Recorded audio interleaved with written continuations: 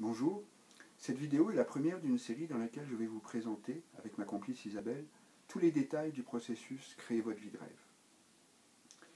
Et pour commencer, j'ai pensé que le mieux serait que je vous raconte tout simplement comment ça m'est tombé dessus. Ça fait une trentaine d'années que je me passionne pour la psychologie des profondeurs de Carl Jung, pour les rêves, pour les synchronicités, pour la loi d'attraction, le pouvoir de l'intention, pour la spiritualité en général. Il y a 2 ans et demi, j'ai laissé tomber mon travail en informatique pour me consacrer à ma passion. Et évidemment, j'ai vite rencontré des obstacles, le principal étant mon anxiété devant l'avenir, et en particulier devant l'état de mes finances. Un jour, on m'a proposé de participer à un travail sur la loi d'attraction, tout à fait classique par la visualisation. Et dans ce travail, il y avait un questionnaire qui m'a mis en difficulté. Il m'était demandé d'évaluer de 1 à 10 combien je croyais en la réalisation de mes intentions.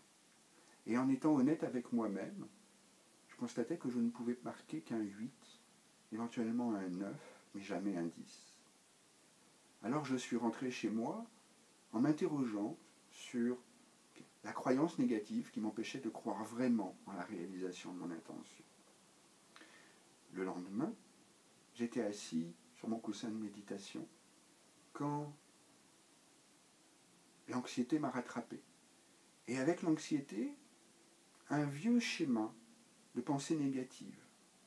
Je commençais à reprocher à différentes personnes de n'avoir pas été là au moment où je l'aurais voulu, de ne pas avoir fait ce que j'aurais voulu au moment que j'aurais voulu qu'ils le fassent. Et bref, je suis tombé dans le reproche, la colère, l'auto-apitoiement, la crainte, la peur. Et c'est l'intérêt de la méditation, c'est qu'on peut se désidentifier de nos pensées, on peut les voir.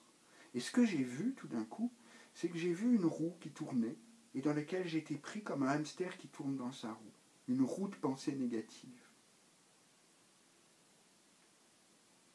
Et je l'ai repoussé hors de mon champ énergétique. J'ai tout simplement dit, non, ça suffit, la solution ne viendra pas par là. Et là, il s'est passé quelque chose. D'abord, il y a un calme qui s'est installé. J'ai goûté un profond calme que j'avais perdu depuis longtemps à l'intérieur, avec mon anxiété. Et puis dans ce calme, il y a eu un afflux de pensées créatrices.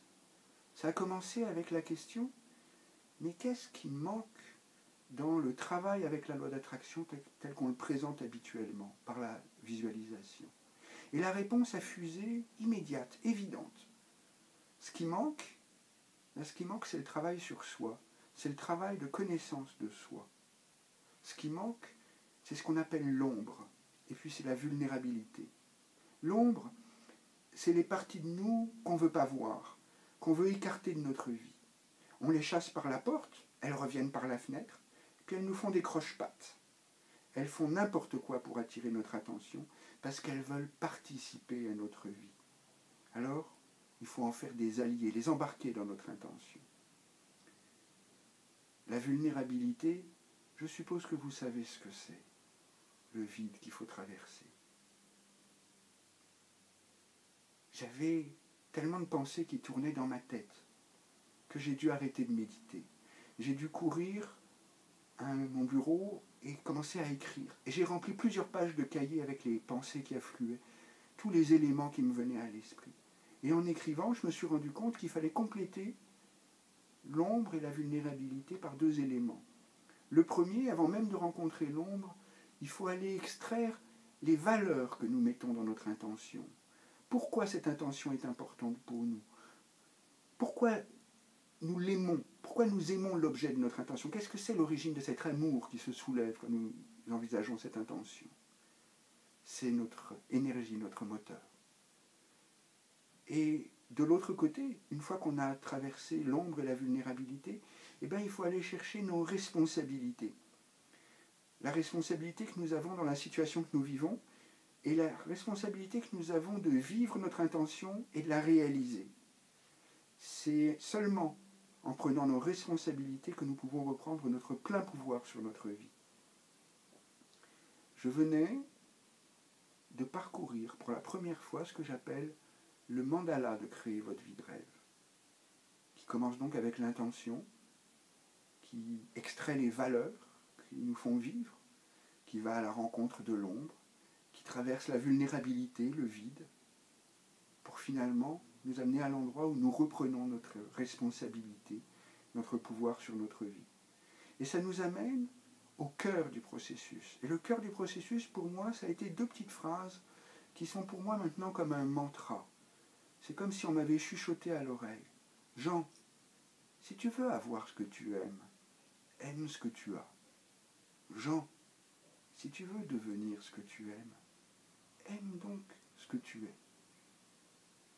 Et ça a démarré toute une aventure, l'aventure de créer votre vie de rêve, qui a pris forme d'un questionnaire. Un questionnaire d'une 20aine de pages, dans lequel je vous invite à parcourir le mandala de créer votre vie de rêve en partant de votre intention. Une personne qui a l'expérience du travail sur soi peut, avec ce simple questionnaire, sans aucune autre aide extérieure, faire un grand travail sur son intention. Puis nous offrons aussi des ateliers qui viennent en support, puis en approfondissement du processus. Vous trouverez plus d'informations sur le questionnaire, sur les ateliers que nous offrons, sur notre site web. Et j'ai le plaisir donc de vous informer que désormais, 1 fois par mois, nous allons vous offrir une petite vidéo qui abordera un aspect du processus, en essayant de se baser toujours sur notre expérience personnelle ou l'expérience de personnes qui ont vécu le processus et qui acceptent que ce soit partagé en ligne. Alors je vous remercie et je vous dis à bientôt pour entrer dans le vif du sujet.